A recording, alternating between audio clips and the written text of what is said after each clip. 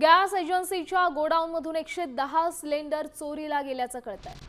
उनवट शिवारातल्या आनंद भारत गॅस एजन्सीमध्ये हा सगळा प्रकार घडलाय।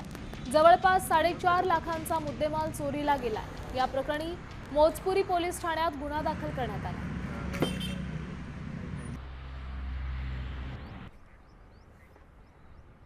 ते समजलं गॅस एजन्सीचा जो मॅनेजर आहे त्याने पोलिसांना कळवलं की तिथून आपण तपास सुरू केलेला आहे। त्यामध्ये चोरीमध्ये एकूण 96 LPG गॅसचे भरलेले सिलेंडर चोरीला गेलेले, तसेच 12 रिकामे सिलेंडर चोरीला गेलेले आहेत। त्या ठिकाणाहून त्या संदर्भाने भारतीय न्याय संहितेप्रमाणे पोलीस स्टेशन मोजपूर येथे गुन्हा दाखल आहे। त्याबाबतचा तपास पोलीस स्टेशन मोजपुरी करत आहे।